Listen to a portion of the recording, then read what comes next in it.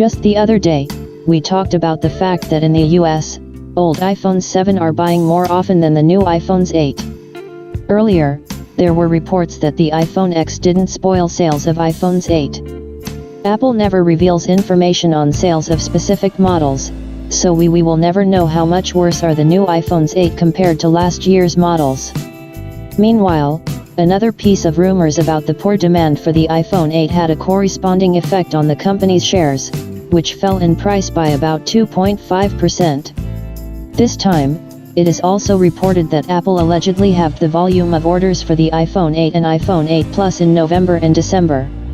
A number of sources wrote that for the first time in the history of the iPhone, volumes are reducing the life cycle of new models at such early stages.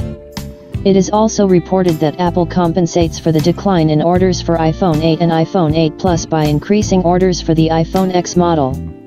In particular, if partners had previously distributed 50/50 partners, now 60 to 70% will be busy producing iPhone X.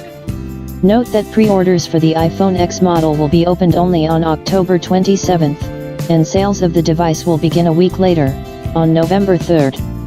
At the same time, rumors indicate that by the end of this year, the iPhone X will be in short supply.